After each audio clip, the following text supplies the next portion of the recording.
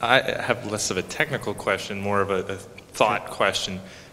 Kind of based on your slides about, you know, possible dreams or nightmares, with the potential, what level of control do you see being on nanotechnology? Do you see it being, oh, you know, go to the corner store, grab yourself a cloaking device, we'll have lots of fun with that, or do you see it, you know, government-only thing, very tightly controlled? I just wonder what you think might be the level of control.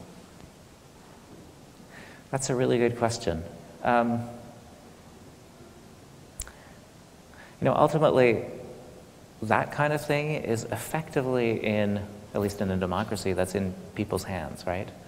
I mean, this is something that collectively we're going to decide how we deal with. I don't see any other way to do it, right? There are certainly many people who push to control these things before they actually happen, right? Some of the same concerns were raised about molecular biology when the tools of molecular biology really started becoming very powerful, right, with, say, recombinant technologies. And what ended up being put into place was sort of self-regulation of scientists, right? There was this famous Asilomar conference where they put together rules that people are supposed to abide by, and now we have and these are implemented at every university, every research institution.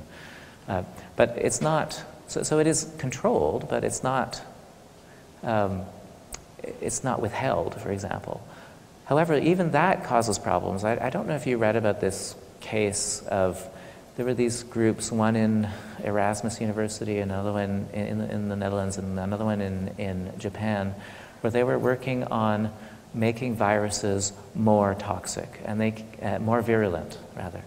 And they came up with some rather astoundingly virulent viruses, and there was a huge debate about whether they could publish this or not. Because, of course, understanding the factors that generate virulence is really important for medical scientists to study viruses, right? How is it that they're generating virulence? What should we be looking for as the next bird flu evolves? And yet, publishing a paper on this is also providing a recipe to make virulent viruses. And there wasn't really a very good solution. They ended up publishing the results, but they withheld a lot of information. So they sort of split the baby in some sense. But that's certainly the kind of problem that you're looking at, right, with any powerful technology. Now, people, when it comes to security of technology, people often like to refer back to how, say, nuclear technologies have been dealt with.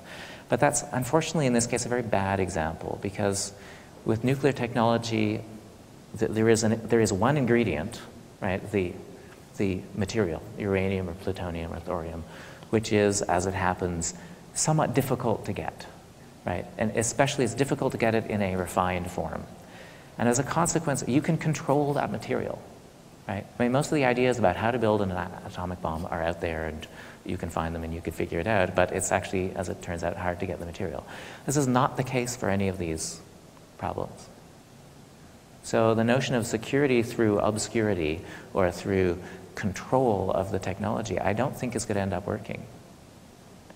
But you're right, I mean, this is a big problem. Thanks. Yeah.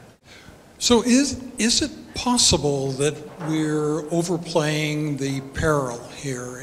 And the simple argument would be the people in nanotechnology are honorable people who feel some responsibility to the human race. If they felt that the peril was really close or very, very big, wouldn't they be putting in place regulation mechanisms? Wouldn't there already be proposals to regulate, control, to protect us from the peril?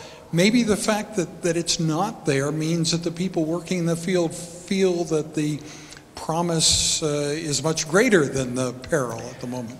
I think you have a very optimistic view of human nature. I would say that there are many people in the field who have concerns about dangers that of the technology, and then there are people who are completely unconcerned about it. Yes. And the basis for the concerns, and they just disagree on whether there's a reason to be concerned or not about it. One of them is going to be right, but we don't know which. Yeah. So there's a role to advocacy here, to advocate ethical discussions and so on. Because what you're saying is there are perils, there are dangers, but a lot of people are going full steam ahead without really worrying about them at the moment. Well, this comes down to risk versus reward, right? And people Yes. weigh different risks and rewards differently. Right. And to be honest, people are very bad at judging risks. Mm-hmm. The single riskiest thing we do in our day-to-day life is commute to work. Yes. Yeah. But if you ask people if that's like what's the riskiest thing that they do, they probably would not list that. Yes. Right. So we're out of time. Thank you very much, and we look forward to Thursday.